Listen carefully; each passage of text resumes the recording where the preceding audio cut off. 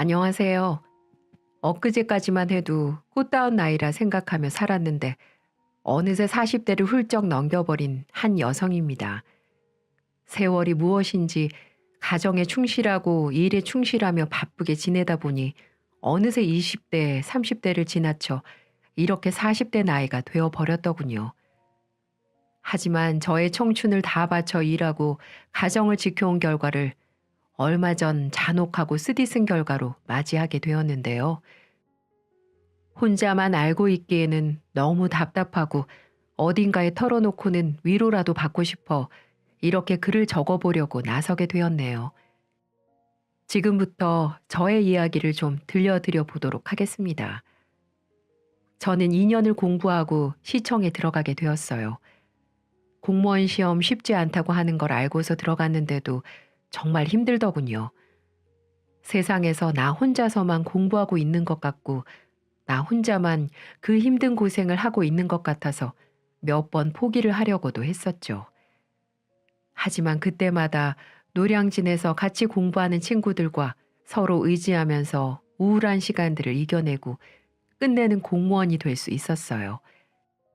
대학교를 졸업하고 나서 2년간 공부를 하면서는 누구하고도 만나지 않았습니다. 그래서 공시에서 합격을 하자마자 주변에서 쏟아져 오는 소개팅을 마다하지 않고 열심히 나가보았고 거기에서 저와 3살 차이 나는 연상남을 만나게 되었습니다. 이 사람도 저와 마찬가지로 부동산 공부를 하면서 공인중개사 자격증을 취득하고 본인 아버지 뒤를 이어서 부동산을 차릴 계획을 가지고 있는 사람이었습니다. 나름 포부도 있고 성격도 시원시원한 것 같아 만나보기로 했죠. 무엇보다 첫 만남 때부터 매너가 남달라 마음이 가게끔 행동을 했고 첫 만남 이후 계속해서 연락을 주고받고 데이트를 하는 과정에서 정말 괜찮은 사람이구나 라는 것을 느끼게 해주어 연애까지 발전을 시키게 되었답니다. 그때까지만 해도 남편은 정말 좋은 사람이었어요. 아니 사실은 그는 순애보적인 성향이 있었고 연애 때나 결혼 때나 변함없이 그 순애보적인 모습을 보여주었습니다. 하지만 거기에 제가 뒤통수를 당하게 될 줄은 꿈에도 상상하지 못했죠. 제가 늦둥이의 외동인지라 부모님도 나이가 좀 있으신 편이었는데 저희 부모님한테까지 끔찍하리만큼 잘하는 모습을 보고는 결혼을 하게 되었습니다.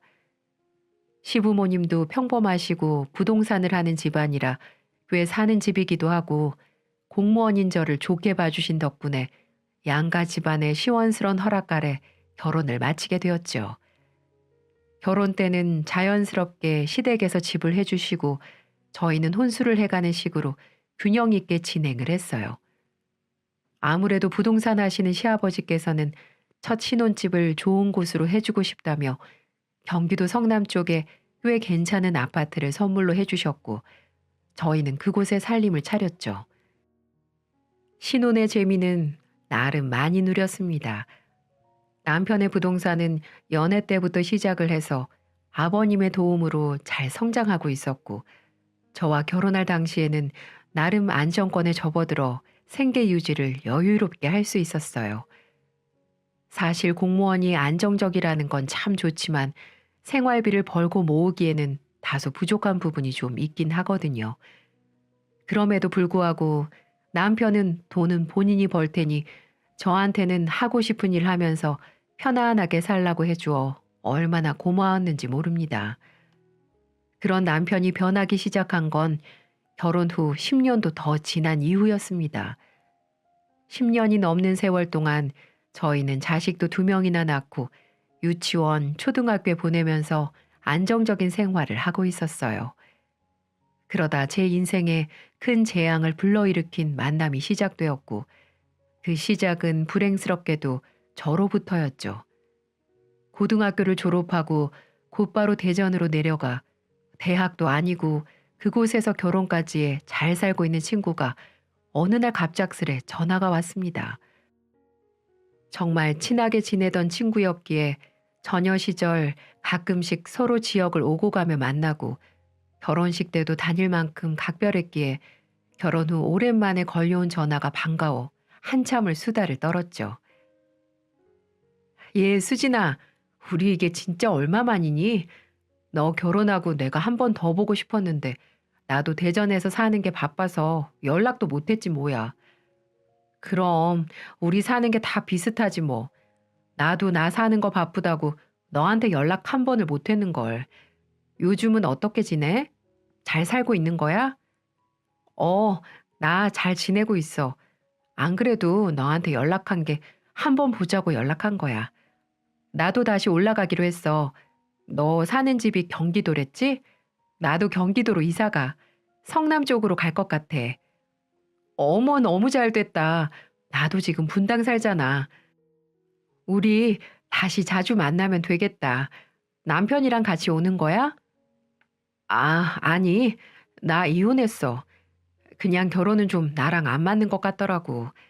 그래서 이제부터는 혼자 살아보려고. 애들은 전 남편이 키우기로 했고. 이제 다시 예전처럼 혼자가 되니 얼마나 홀가분한지 모르겠다.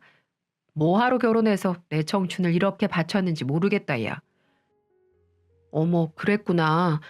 너는 원래 어디로 튈지 몰라서 좀 혼자 사는 게 편해 보이는 구석이 있긴 했었지. 그럼 우리 안 본 지도 오래됐는데 이번 주말에 시간 돼? 시간 되면 우리 집에 놀러 오라고. 우리 남편도 결혼식 때 보고 안 봤잖아. 내가 맛있는 거 해달라고 그럴게.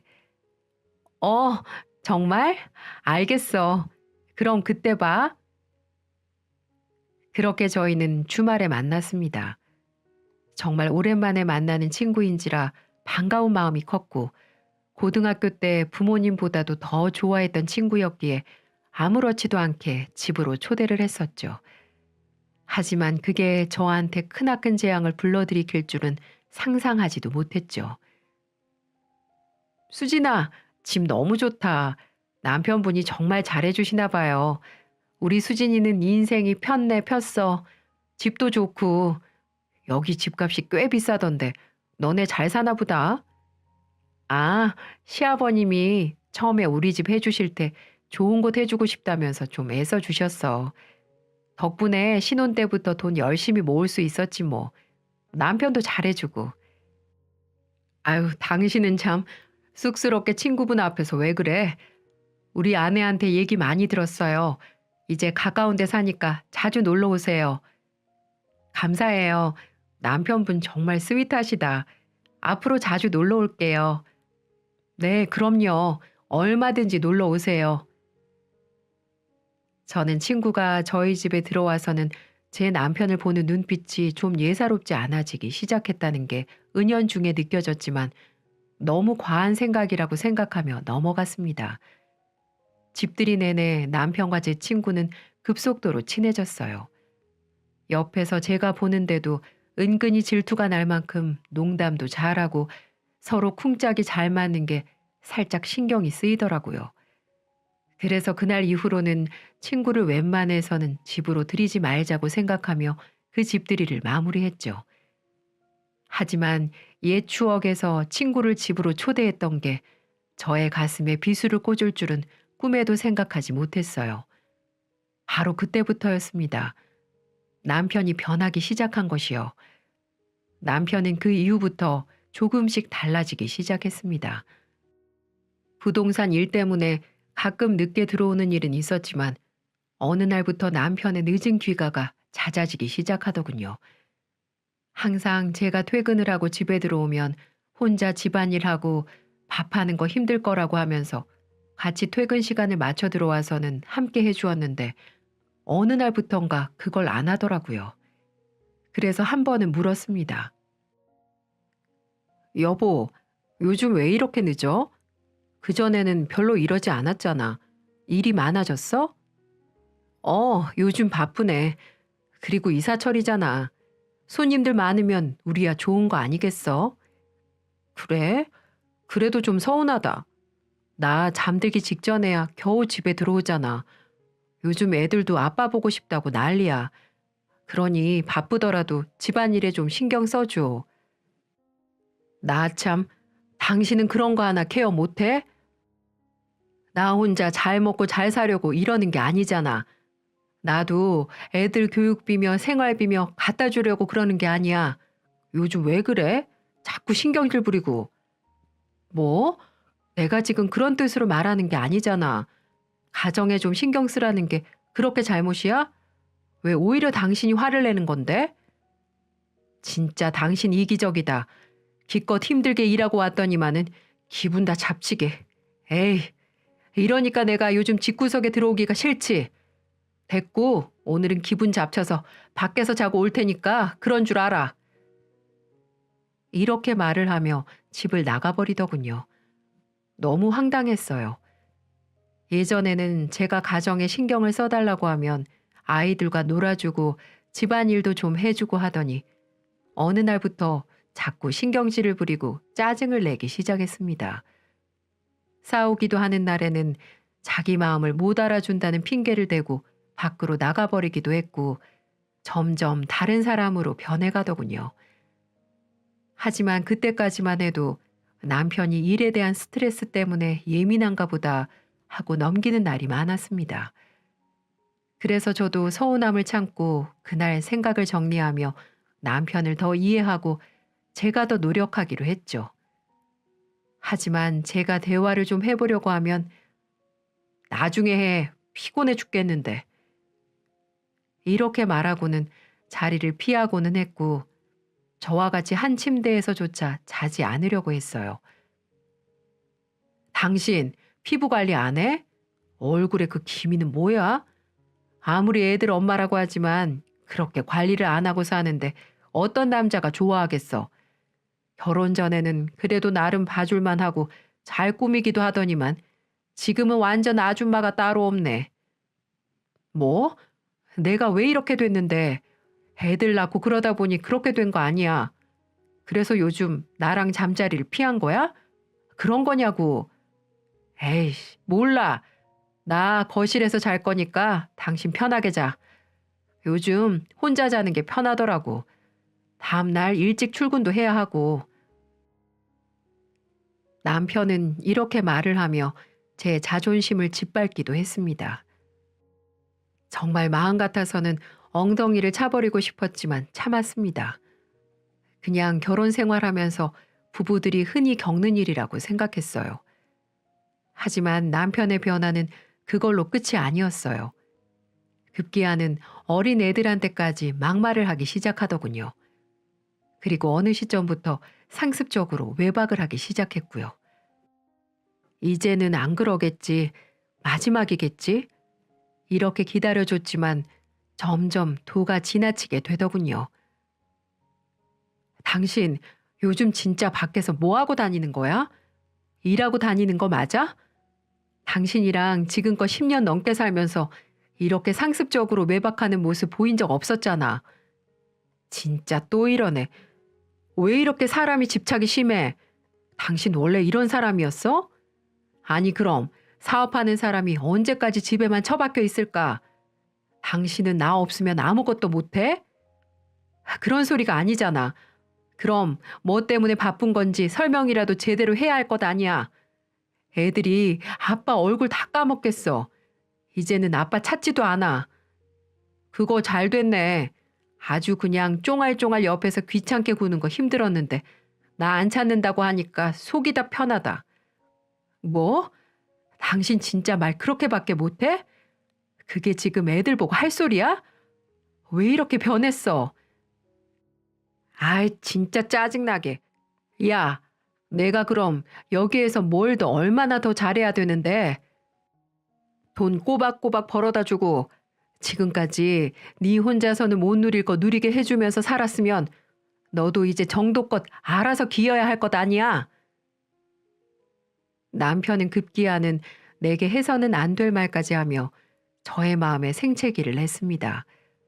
그때부터는 정말로 제가 알던 남편이 아니었어요. 하지만 남편은 그걸로도 부족했는지 저를 더 심하게 하대했습니다. 남편과의 냉전이 계속되고 있던 중 주말에도 아침부터 집에서 일찍 나간 남편에게 화가 난 상태로 집 청소를 하고 있었어요. 계절이 바뀌던 시기였기에 여름 옷들을 싹 집어넣을 생각으로 옷장을 다 뒤집고 있는데 갑자기 장롱 깊숙한 곳에서 종이 가방이 손에 잡혔습니다. 뭘까 싶어서 바로 꺼내봤는데 금목걸이 박스가 있더라고요. 종이백 안까지 정성스럽게 포장되어 있는 걸 보면서 남편이 저와 풀고 싶어 선물을 준비한 건가 싶었어요. 그리고 혹시라도 제가 까먹었을 기념일이 다가온 건가 싶기도 해서 얼른 달력을 보니 그것도 아니라서 선물의 정체가 궁금해졌습니다. 그래서 남편이 오기 전 그 목걸이 박스를 꺼내놓고는 들어올 때까지 기다렸죠.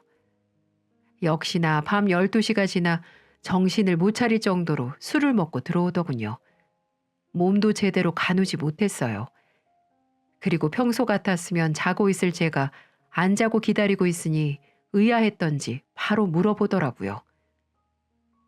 안 자고 뭐 했어? 왜? 또 늦게 온 거 따지려고 앉았냐? 너도 진짜 징하다. 뭐? 당신 말 또 그렇게 하네. 나는 당신이 이것까지 숨겨놨길래 나랑 풀고 싶어서 준비한 건 줄 알았는데 아니었나 봐? 그럼 도대체 이거 뭐야? 누구 주려고 준비한 건데? 이거 누가 봐도 여자 선물이잖아. 저는 당연히 저에게 줄 거라고 생각을 하며 기대했던 것들이 남편의 쓴소리에 한순간에 무너져 버렸고 남편은 제가 그 선물을 보이자마자 또다시 흥분을 해댔습니다. 아이씨 진짜. 야, 너 혹시 내 물건 뒤졌냐? 이게 진짜 죽을라고. 더러운 손으로 그걸 왜 만져? 뭐라고? 당신 진짜 왜 이래? 이거 뭔데? 너 여자 생겼니? 그런 거야? 그래. 이 정도면 너도 대충 눈치채야 할 것 아니야. 꼭 내가 내 입으로 이렇게 말을 해야겠냐? 진짜 너 그 돌대가리 같은 머리로 공무원은 어떻게 됐냐? 이왕 이렇게 된 거 이혼해. 내가 위자료는 팍팍 쳐줄 테니까 애들 데리고 살아. 나 좀 그만 놔줘라. 뭐? 이 쓰레기 같은 자식아. 그녀 누구냐고. 남편 놈은 정신을 못 차리면서도 당당하게 여자가 있다고 고백을 하는 겁니다. 아주 뻔뻔하게 말이죠. 아마 내일이 되면 술 먹고 제게 고백한 걸 후회할 거예요.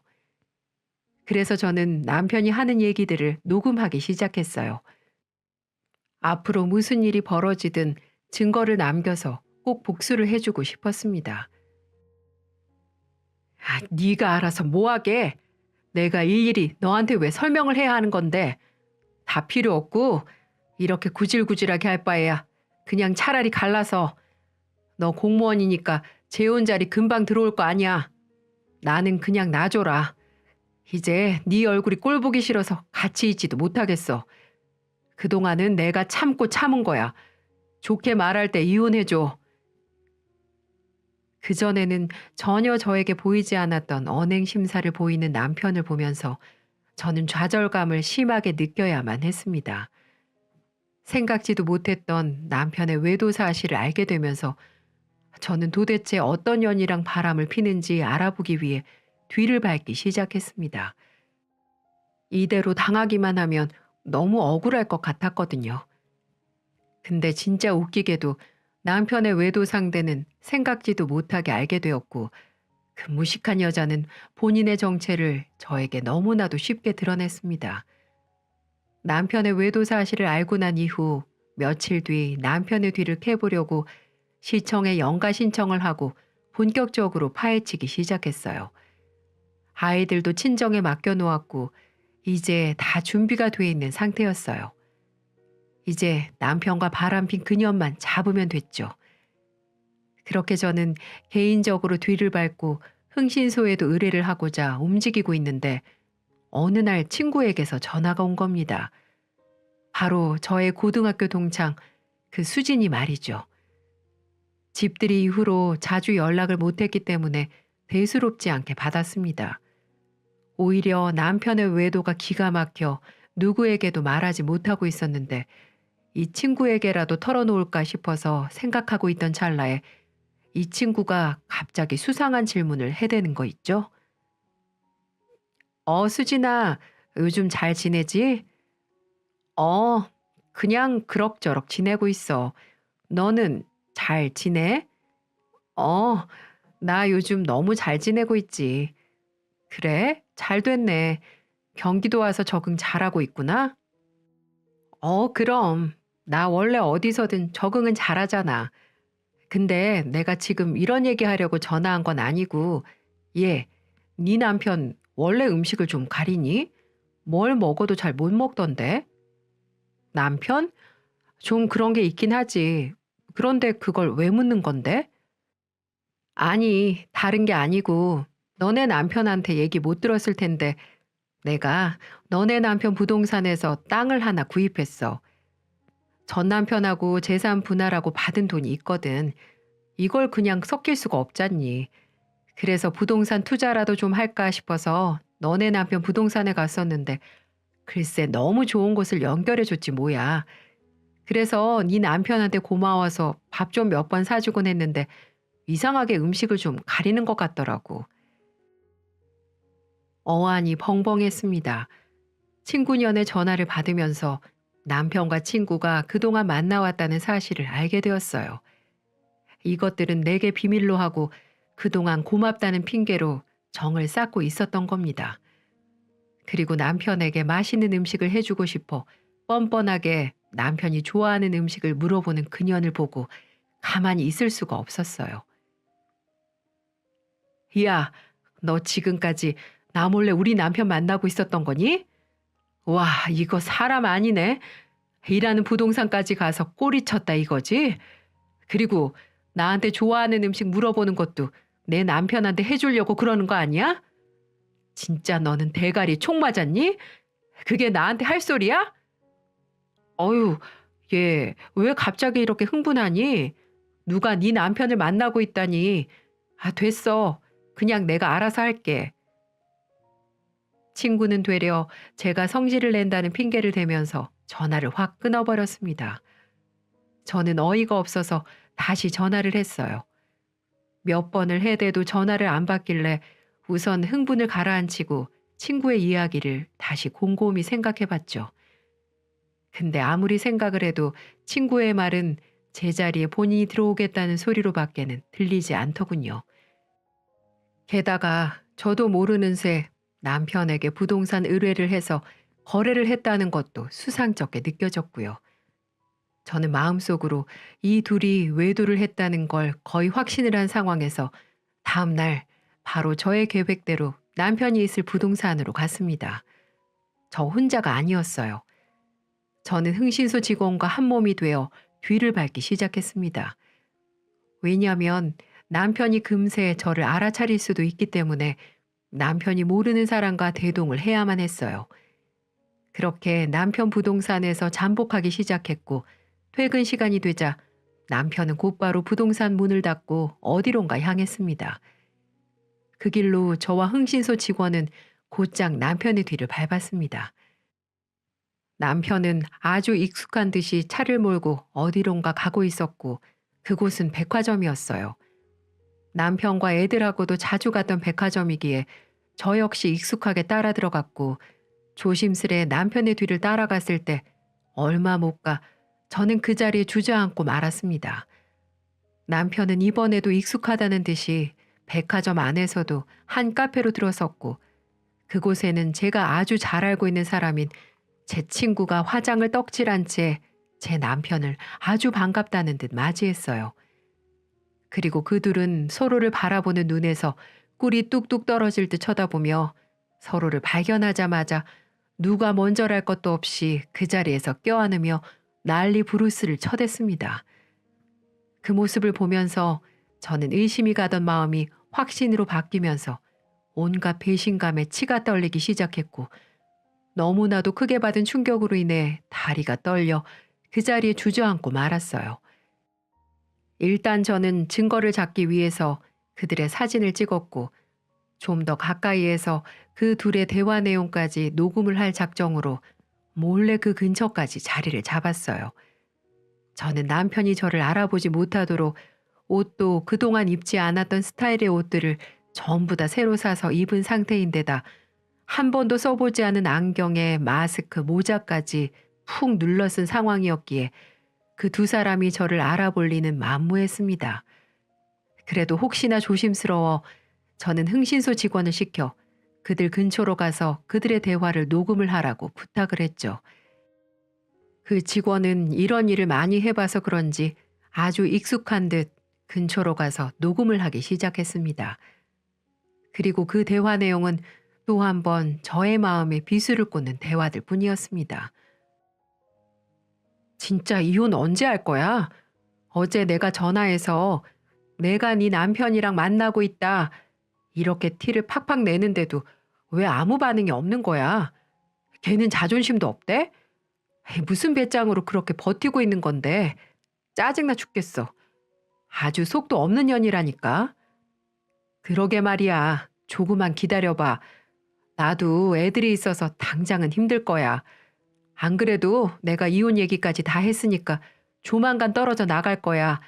조금만 기다려. 아, 몰라. 나 진짜 언제까지 이렇게 숨어서 만나야 하는 건데 얼마나 자존심 상하는 줄 알아? 내가 수진이 그 기집애 눈치 보면서 살아야겠냐고. 이 둘의 내용을 들으면서 저는 하늘이 무너지는 심정을 느껴야만 했습니다. 의심이 확신으로 바뀌는 순간이었어요.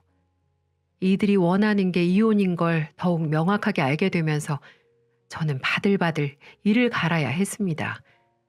그리고 저는 이혼을 쉽게 안 해주기로 결정했어요. 그것들이 내 앞에서 잘 먹고 잘 사는 꼴을 도저히 볼 수가 없었거든요. 저는 둘의 대화를 귀에 하나하나 새기면서 들었고 그 대화를 들으면서 어떻게 복수를 해줄 수 있을까 생각을 하고 있는데 곧이어 그들의 대화 속에서 저는 복수를 할 수 있는 아주 좋은 건수를 잡을 수 있었어요. 근데 당신 이혼하면 우리 어디서 살아? 나 수진이 그 기집애랑 같이 살던 집에서는 죽어도 못 사니까 그렇게 알아. 당연하지. 우리 그 집 팔아서 다른 좋은 곳으로 이사 가서 새 인생 살자. 나도 그 집은 싫다. 싫어. 그 여편네랑 한 공간에서 살았던 집에서 어떻게 신혼의 기쁨을 맛보겠어. 그러니 아무 걱정 마. 내가 좋은 집으로 알아볼 테니까. 그리고 우리 애도 낳아서 행복한 가정 꾸려야지. 뭐? 애도 낳자고? 난 싫어. 내가 저번에 말했잖아. 나 애들 낳아서 아줌마 되기 싫어서 전 남편하고도 아예 안 가졌다고. 그래서 당신이 나 만나는 거 아니야? 애 없어서 홀가분하게 만날 수 있어서 좋다며. 애 나오면 몸매 망가지는 거 한순간이야. 알았어. 내 말은 당신이 애가 없어서 좋다는 말이었고 지금 한 말은 우리 아이를 갖자 이거지. 뭐 당신이 싫다고 하면 굳이 말하진 않을게. 지금 있는 자식들만 봐도 지긋지긋하다 정말. 알았어. 그리고 약속해. 당신 자식들 양육비는 주되 서로 왕래 끊기로. 나랑 같이 살면서 당신이 자식들 만나러 가면 나 많이 외롭고 힘들 것 같아. 그러니 꼭 약속해줘. 부탁이야. 알았어. 그럴게. 걱정하지 마. 어이없게도 대화를 들어보니 제 친구는 제 남편에게 애가 없다는 거짓말을 한 듯 했습니다. 분명 저와 여러 동창들이 알고 있기로는 그 친구는 애가 3명이나 있었고 SNS에도 이혼 전에는 애들 자랑한답시고 예쁘게 꾸며놓은 사진들도 한참 올렸었기에 저희 남편에게 하는 모든 말들은 명백한 거짓말임을 알 수 있었어요. 저도 남편에게 따로 얘기를 하진 않았습니다. 수진이에게는 아픈 과거일 테니까 말이죠. 하지만 이녀는 그걸 노리며 뻔뻔하게 남편에게 접근을 해서 여우짓을 했던 겁니다. 남편은 거기에 넘어갔던 거고요. 이미 처음부터 거짓으로 시작된 그들의 외도가 잘 될 리가 없다는 걸 단번에 느낄 수 있었지만 저는 이들의 파국을 더 극적으로 만들기 위해서 철저하게 계획을 세웠습니다. 이미 남편의 외도 증거를 충분히 잡아냈지만 저는 이혼을 해주지 않았어요. 그 뒤로부터 남편은 저에게 계속해서 이혼을 요구했지만 저는 못 들은 척 했습니다. 그리고 평소에 저와 손주들을 끔찍이 이뻐하셨던 시부모님들이 있었기에 남편도 쉽게 이혼 소송을 하지는 못했습니다. 만약에 자신의 외도로 저희가 이혼을 하게 된 사실을 알면 시부모님이 가만히 있지 않을 게 분명해 보였거든요. 남편은 그 이후 하루가 멀다 하고 제게 간절하게 이혼을 요구했습니다. 하지만 저는 애 좀 타보라고 귓등으로도 듣지 않았죠. 그리고 어느 정도 남편이 지칠 무렵 저는 남편의 요구를 들어주기로 했어요. 그날도 술을 먹고 와서는 이혼을 얘기하는 남편에게 저는 단호하게 말했습니다. 좋아, 이혼해 줄게. 그 대신 너도 사람 새끼면 네 새끼들은 나 몰라라 하는 거 아니겠지? 이혼하고 싶으면 이 아파트 나한테 남겨. 그리고 매달 양육비 200도 당연히 주고 그 정도의 각오를 하고 그년이랑 바람핀 거 아니야? 이제야 본색을 드러내시네. 네가 원하는 게 이거였어? 싫으면 말어. 나도 이제 가만히 안 있을 거거든. 내가 너 한순간에 매장시킬 수 있어. 네가 대표로 있는 모임, 그리고 시댁에 다 까발리고 내가 매일 네 부동산 가서 내가 얼마나 무서운 년인지 한번 보여줄까? 정말 그러기만을 원하면 말해. 당장이라도 실행해 줄 테니까. 뻔뻔한 년 같으니라고. 그동안 철밥통 먹여주고 재워줬더니만 날도둑이 따로 없네. 그래, 내가 이 집 포함해서 위자료까지 싹 다 챙겨줄 테니까 그렇게 해. 나야 어차피 돈을 또 벌면 되고 이 세상 살면서 돈이 중요하냐? 인생이 중요하지. 그래, 너 근데 후회하지 마.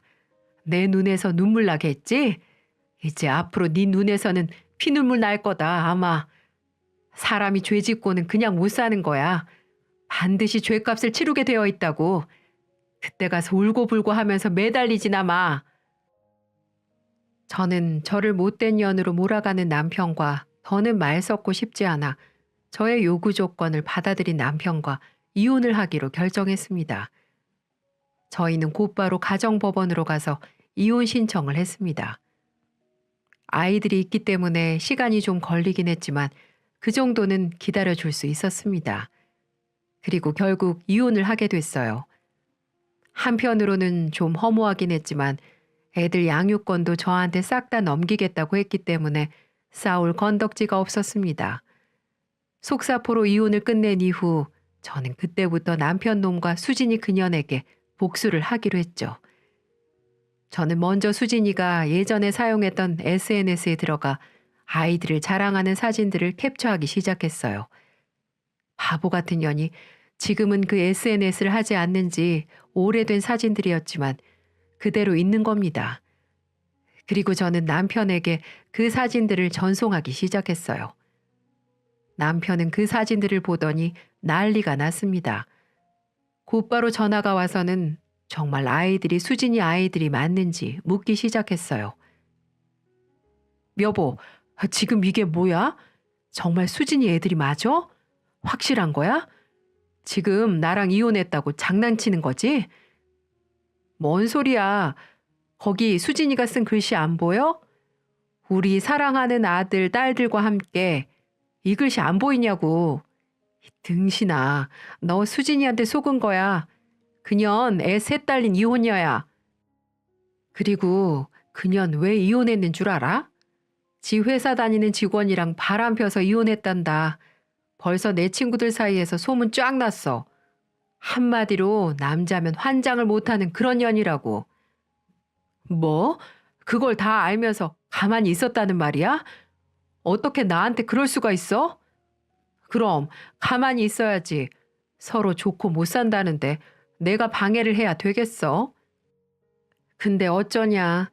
한 달에 우리한테 양육비 200만 원 줘야 되고 수진이 애들 양육비도 줘야 하고 아주 꼴 좋네. 그러게 왜 어울리지도 않는 바람을 펴서 그 모양 그 꼴이니? 됐고 난 모르겠고 똥차 물고 평생 그년이랑 잘 살아봐라. 저는 그렇게 남편에게 수진이에 대한 경악할 만한 진실을 밝혀주고 매몰차게 전화를 끊어버렸습니다. 그리고 뒤늦게 우리가 이혼을 했다는 사실을 안 시부모님은 전 남편을 가만두지 않은 걸로 보였어요. 그렇게 사랑했던 손주들을 아들놈 때문에 앞으로 못 보게 생겼으니 화를 내지 않는 부모가 어디 있을까요?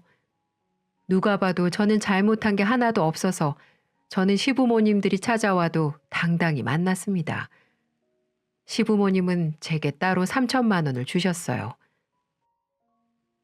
시원 엄마야, 다 우리 죄다. 우리가 아들을 잘못 키워서 이 사단이 난 거야.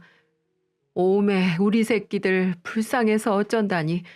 우리 장손이랑 둘째 손주 놔두고 이렇게 딴 여자랑 바람을 피고 다녔으니 애들이 얼마나 상처를 받았겠어. 죄송합니다. 저도 남편을 더 신경 썼어야 했는데 일 다니며 아이들 돌본다고 신경을 잘 못 썼네요.